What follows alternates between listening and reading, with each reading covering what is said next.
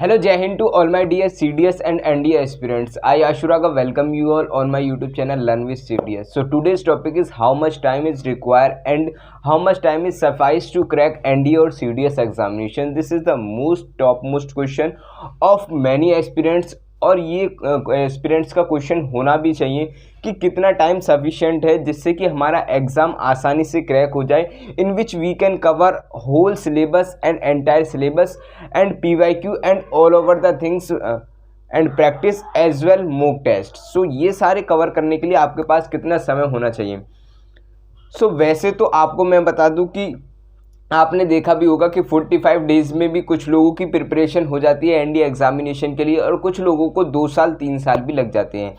But from my opinion this depend on the capability of aspirant. ये capability aspirant की capability पे depend करता है, उसकी अप्रोच पे डिपेंड करता है, वो किस तरीके से उसका पर्सपेक्टिव है, किस तरीके से उसने स्ट्रेटेजाइज किया हुआ है और उसने किस तरीके से शेड्यूल को अपने मेंटेन किया हुआ है। There are a lot of factors जिन पे ये डिपेंड करता है। उसकी स्ट्रेटजी क्या है, उसको इफेक्टिवली टाइम मैनेजमेंट क्या है, उसकी स्पीड क्या है, उसकी एक्यूरेसी क्या है।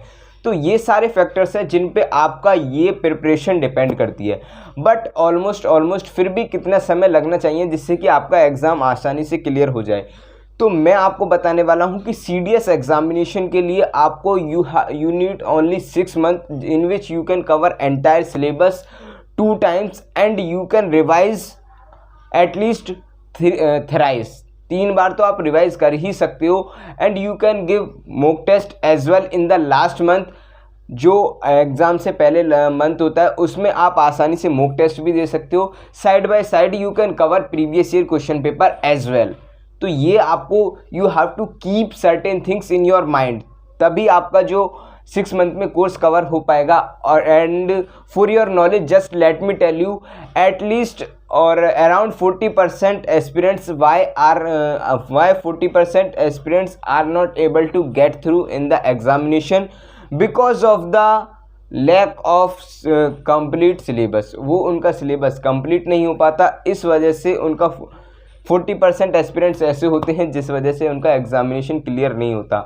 When you will not complete your entire syllabus you will not get confidence, these type of problems comes. और जब आपका कंप्लीट कॉन्फिडेंस नहीं आएगा एग्जामिनेशन में, when you don't know how to handle the pressure in the actual examination, so it will become hinder in the examination. तो आपका first and the foremost goal होना चाहिए कि मेरे को सिलेबस कंप्लीट करना है और किस तरीके से मेरे को प्रैक्टिस करनी है। प्रैक्टिस अगर आपने नहीं की, अगर आपका टाइम मैनेजमेंट पे नहीं है, कुछ क्वेश्चंस इस तरीके के डाउट्स भी आते हैं कि मेरे पूरे क्वेश्चन जो थे, जैसे CDS एग्जामिनेशन की स्पेशली बात करता हूं तो मैथ में आपके 100 क्वेश्चन आते हैं, इन इंग्लिश पार्ट आपके 120 क्वेश्चन आते हैं और सेम गोज फॉर GS में भी 120 क्वेश्चन आते हैं। सो अगर if I talk about to what is the backbone of the CDS examination, so English plays a part and parcel role. तो इंग्लिश में कुछ एस्पिरेंट्स के 80 के अराउंड क्वेश्चंस अटैम्प्ट हो पाते हैं वो, और कुछ एस्पिरेंट ऐसे होते हैं जो 120 में से 120 भी अटैम्प्ट करते हैं। तो they have worked a lot on their efficiency.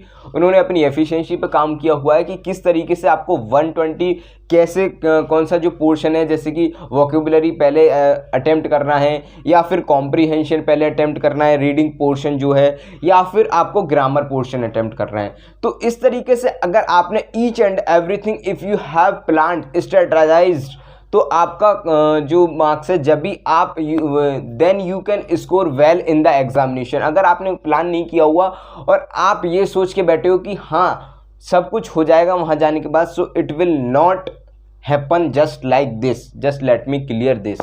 And apart from that कुछ एस्पिरेंट्स क्या होते हैं, बस गधे की तरह पढ़ते रहते हैं but they do not know कि in which direction they are going. वो उन्हें ये नहीं पता कि किस डायरेक्शन में जा रहे हैं, बस उन्हें पढ़ने से मतलब है। They do not know how to evaluate their performance, उनकी परफॉर्मेंस को कैसे इवेल्यूएट करें, इंट्रोस्पेक्शन कैसे करें कि जो हम पढ़ रहे हैं वो सही है या गलत है। उन्हें बस पढ़ने से मतलब है। But just let me tell you again, I want to remind you the question over here this only study is not necessary, क्योंकि बहुत सारे एस्पिरेंट्स हैं वो पढ़ रहे हैं but for get through in the examination you need to you need to work on unique strategy, unique plan. आपने जो प्लान किया है, जो आपने स्ट्रेटजी बनाई है कि किस तरीके से मेरे को प्रिपरेशन करनी चाहिए, वो सबसे अलग होनी चाहिए। अल्टीमेट जो आपको मैं बताना चाहता हूँ कि सबसे अलग होगी, तभी आपका जो नाम है उन 10,000 में या 6,000 में आ पाएगा।